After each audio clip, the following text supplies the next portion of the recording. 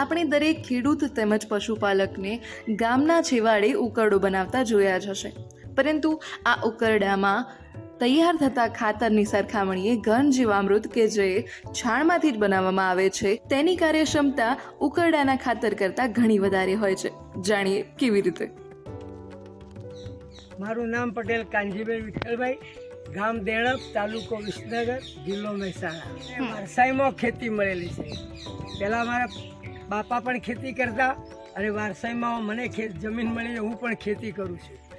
હા, તો વપરામાં શું છે, પહેલાં ઘન જીવામૃત બનાવવું પડે. કેમ કે તમારે પહેલાં એક તો ખેતી જો કરવી હોય સારી અને ઓછા ખર્ચની, તો દેશી ગાય રાખવી પડે.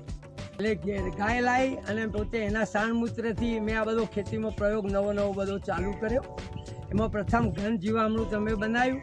ઘન જીવામૃતમાં શું છે કે ગાયનું છાણ, ભેંસનું લેવું બી તો બી ચાલે, પણ એમાં જીવામૃત નાખીએ એટલે 1.5 મહિને ખાતર તૈયાર થઈ જાય છે. એ જે કોવરાયેલું ખાતર છે ને, અમારા જે કપાસનો પાક છે, કોઈ બીજા પાક છે, એના માટે DAPના બદલામાં ઘન જીવામૃત અમને બહુ સારું કામ આપે.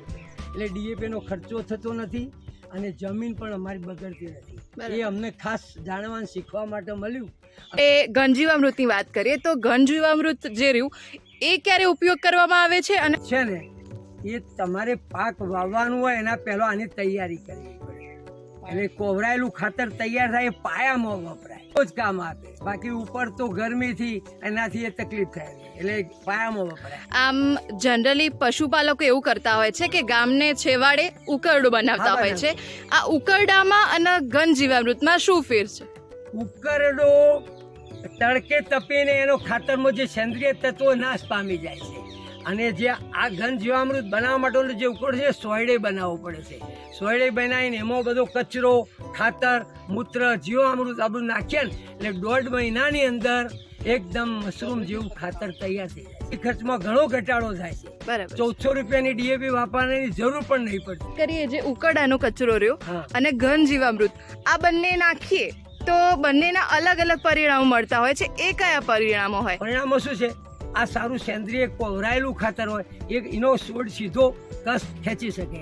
અને પેલો તો કચરો કોવરાય એના પછી એ તો 12 મહિને એનો ઉપયોગ આવે. એટલા તો તડકે એના સેન્દ્રિય તત્વો નાશ પામી જાય. જે ચાલુ ઉકરડાનો કચરો હોય છે, એક તો તડકે ખાતર તપેલું હોય તો એના સેન્દ્રિય તત્વો બી નાશ પામે. અને જે કચરો હોય કોવરાય વગરનો હોય એ પાકને બીજા રોગ જીવાત લાગવું પડે.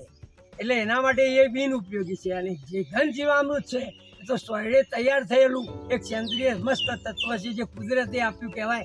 એનો ઉપયોગ કરીએ ને તો પાકમાં બહુ સારું પરિણામ.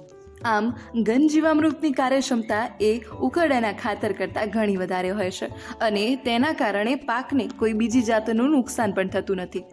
રિંકુ ઠાકોર, લોકલ 18, મહેસાણા.